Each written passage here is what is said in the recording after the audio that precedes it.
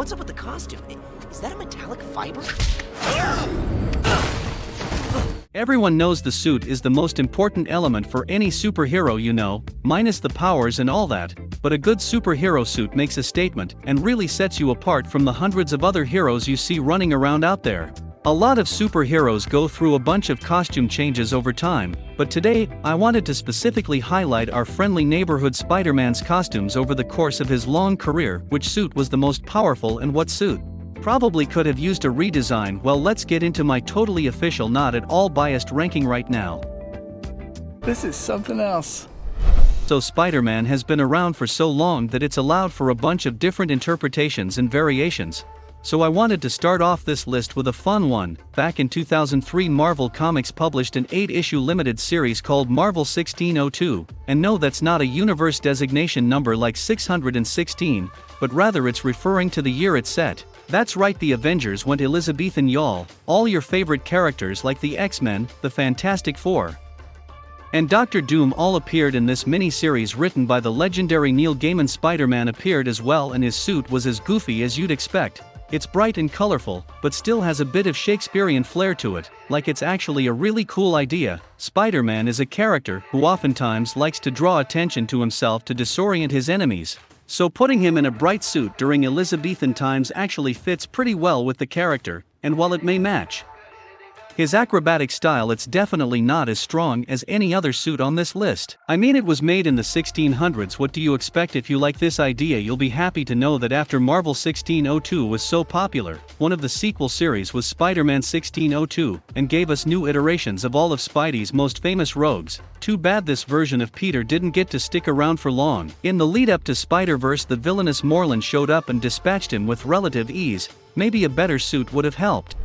One thing that I appreciated about Captain America Civil War, and part of Spider-Man Homecoming, is how it gave us a realistic suit that a poor teenager would craft together. Sure, it looks a little wonky, but that's the point. Remember how in the original Sam Raimi trilogy Peter Parker had that ugly suit, but then was so devastated after his uncle's demise that he suddenly became the world's greatest graphic designer, and somehow learned to just sew better. Wild. The homemade suit in the MCU is simple but extremely effective. It doesn't have the bells and whistles of all the other suits on this list, but it allows Peter to stay disguised to protect his identity, makes him colorful enough to look like a superhero, which is probably what Peter was going for, and has enough upgrades like his eye goggles and web shooters to make sure he can effectively fight crime. And while the homemade suit doesn't have any fancy upgrades or powers, what it does do is make Peter Parker rely on his own ability rather than the ability of the suit. Sure, all the suits we'll talk about later are technological marvels, but a lot of them feel closer to an Iron Man suit rather than a Spider-Man suit, and I like it when the character is stripped down to the basics.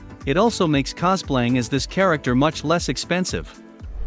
Sometimes you just can't beat the classics. Although Spider-Man's suit has gone through a ton of evolutions and been bombarded with fancy new upgrades and styles depending on the situation, it's still Spidey's classic suit that helped us all fall in love with the character in the first place. It's pretty iconic, but also straightforward. Most of the time the classic suit is just made of spandex or something similar, and has red gloves, boots, a belt for web cartridges and Spidey trackers, plus the mask. Peter's agile and all that, but that suit does not sound easy to put on.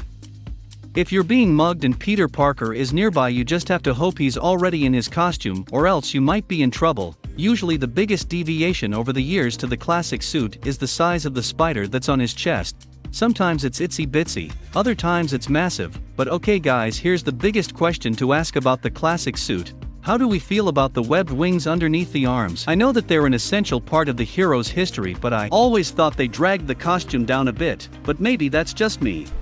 Miles Morales started as a side character, but since his debut he's only grown more and more popular. Like, he was so well liked that when the Ultimate Universe was wiped out, it was decided that Miles would merge over to our main universe and become a major player.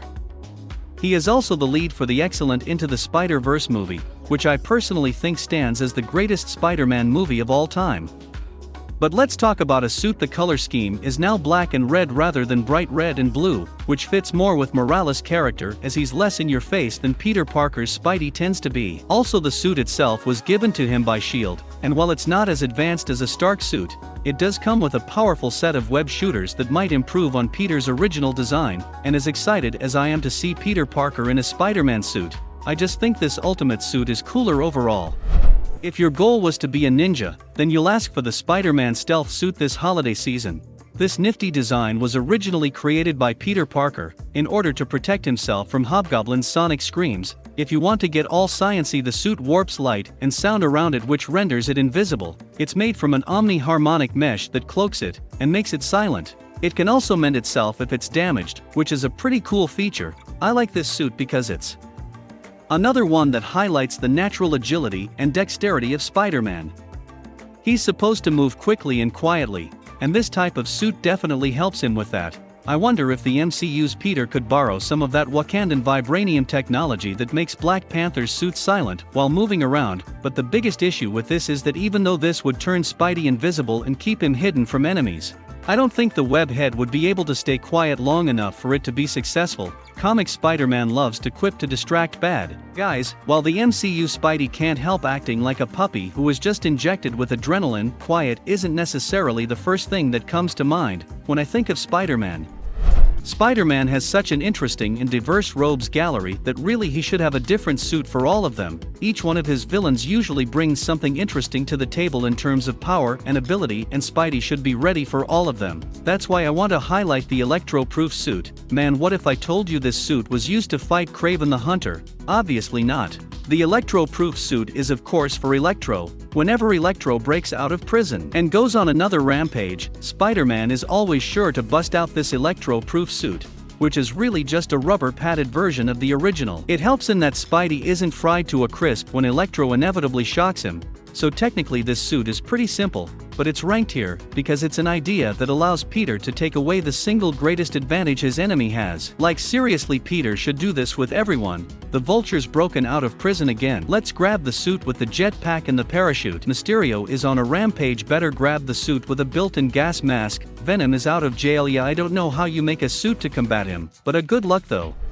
Do you guys ever have those special moments? You know the ones I'm talking about. You'll be sitting there minding your own business, and then suddenly, remember how amazing Nicolas Cage's Spider-Man war was throughout into the Spider-Verse? Yeah, me too anyway. The Noir Suit is a lot of fun. The suit itself, and its user heralds from Earth 90214, where Spider-Man Noir is very different from the Spider-Man we've come to know and love. And the reason I included this suit here is because of just how radically different it is compared to any other suit. Like, gone are all the bright colors and gadgets, and they're replaced with black leather and a pair of pistols. Like, it doesn't sound very Spider-Man-y, but hey, that's what happens when you have a character who sometimes lets matches burn down to his fingertips just to feel something. I think there's a certain amount of power in style, and if this was the sole criteria, then this suit would be the best hands down. Sometimes even the Peter Tingle, I mean the Spider Sense. Man, the MCU has really ruined that phrase, hasn't it? Anyways, what was I saying? Oh right, sometimes the Spider Sense just won't cut it. Yes, Peter's Spider Sense allows him to dodge a lot of bullets and gunfire with relative ease, thanks to his spider-like reflexes, but sometimes Peter needs something sturdier. That's where the spider armor comes into play with a pretty straightforward name. You can guess what this suit is all about. In the comics, when the new enforcers came to New York and started using high-caliber firearms, Peter went to the drawing board and came up with the spider armor. It was developed at Empire State University, and was made from a pseudo-metallic compound that allowed Peter to be bulletproof. That must have been a relief to just allow bullets to hit him for once. Of course, you can probably see the big problem here. The spider armor was much heavier than Peter was used to, and that ultimately slowed him down and made him less agile, which again is kind of his whole thing. Man, nothing can ever be easy for Peter Parker, can it? Right off the bat, this isn't your friendly neighborhood Spider-Man. This is your mean, ruthless, terrifying Spider-Man. The Spider-Man on Earth 8351 is extremely different from the Spider-Man we're used to. This version is a top Black Ops assassin who works alongside Wolverine. This Spider-Man suit looks rather villainous in its design, and is definitely no nonsense. This is a suit that if you see it, it's probably going to be one of the last things you see. You know what I mean? The big difference in this suit is that on top of web shooters shooting webs, they also fire bullets, which automatically makes this version of the web head incredibly lethal. Like, there's one scene where a villain laughs after cutting Spider-Man's webs only for Spidey to shoot him in the face. You pair this new dangerous suit with a now uber-serious Peter Parker, and you got yourself one new dangerous threat. You don't necessarily look at Spider-Man suits and think sleek, but for this one you might make an exception. This is the Future Foundation suit, and it's mostly all-white design with black trim. certainly gives it an eye-raising appearance, but the suit itself is quite powerful. It's made from a new generation of unstable molecules and thus comes with a bunch of unique abilities like being able to self-repair itself if it's damaged. On top of that, the suit can change its appearance in a flash, turning from its all-white design to battle armor or street clothes with just a single thought. That also means that if Peter is ever feeling nostalgic, he can morph the suit into his familiar red and blue design, but also keep all the upgrades the future Foundation suit comes with. It also has a pretty nifty stealth mode which makes it even harder to detect. Overall, this is probably one of the best and easiest suits to manage. The Fear Itself crossover in Marvel Comics pitted our favorite Avengers fighting Serpent, an Asgardian fear deity who caused a global panic on Earth while trying to reclaim the Asgardian throne that he felt his brother Odin stole from him. Classic Odin. Anyways, a fun little detail to come out of this event was a new suit for Spider-Man. When facing an Asgardian deity, a normal spandex suit just wasn't going to cut it. The new suit was created by Tony Stark from the Metal Euro, which savvy comic readers know is also what Thor's hammer is made out of. It's light blue in color with glowing web trim, and he sort of looks like he belongs in a neon rave of some sort. Obviously, this was an incredibly sturdy suit, and it was soon blessed by Odin himself. Although this suit would never hide itself in a crowd and blend in, it's a reliably offensive suit that can go toe-to-toe with Asgardians. I think everyone by now is familiar with the Symbiote suit and its relationship with Spider-Man. After Spidey merged with a gooey black substance, he found himself with an incredible new suit that was a considerable upgrade to what came before. Besides a sleeker all-black look, Peter found himself stronger, faster and more durable with this new suit. Also, it produced its own webbing, which was probably a huge relief on Peter's time and peace of mind. You know how many nights he probably sat up concocting new webbing for his web shooters. You know how many times he was fighting a villain only to discover he was out of web cartridges. This suit solved both those problems, and they both lived happily ever after. Or okay, fine, we know that's not what happened. Eventually the suit formed an unhealthy attachment to Peter. There was a huge fight involved, and we got to see Tom Hardy sit in a giant lobster tank. Yes, even in the future, there will still be a Spider-Man. Miguel Ohara is the titular Spider-Man from the year 2099, and as you'd expect from a futuristic suit, it has a significant upgrades. But before mentioning those, can I just read the room and see what you guys think of the coloring and design for Miguel's costume? It certainly makes an impact and stands out, all while basically switching the primary and secondary colors of red and blue. On top of being extremely durable, it also has powerful GPS and infrared sensors, boot jets, hologram projectors, and the ability to shoot explosives out of the web cartridges. Plus, it can glide through the air thanks to an airfoil cape that emits a stream of anti-gravity particles.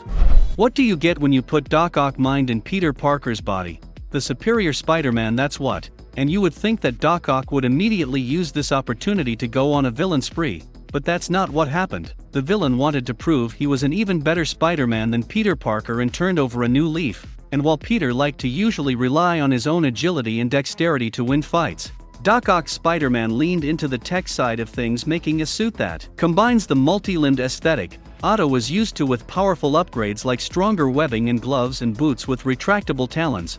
Peter Parker might always be the better Spider-Man, but it's hard to argue that Doc Ock made the better Spidey suit. The final two will be MCU suits, and it's mainly because they took Stark technology and put them in a Spidey suit, which in the MCU made them the most powerful suits ever. Like Tony Stark recruited Peter Parker to help him fight Captain America, but couldn't have his new protege show up in a baggy sweatshirt, so at some point in time, probably overnight, because that's when Tony does his best work, he designed a Spider-Man suit that looked a lot like a plain Spider-Man suit, but enhanced it with a ton of new upgrades and features, like it had gadgets that allowed Peter to shoot different types of webs, glider, arm things, a parachute, and even an advanced AI system that could control his suit for him. There was also an insta-kill mode, which is a little questionable given that Peter is just a teen, but it just highlights how powerful this suit was overall. Also, I know that this doesn't really affect the power level of the suit, and is more of an aesthetic thing, but I like how Tony took the time to make the eyes expressive. Sure, it's all done with CGI, and there's an argument of how Sam Raimi's more natural suit is better, but it's hard to argue that this first Stark suit is one of the most powerful.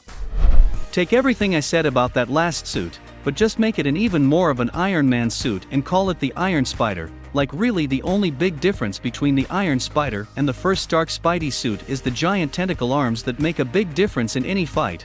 Other than that, you can just assume that it has all the same gadgets, only it's probably more durable and looks even cooler.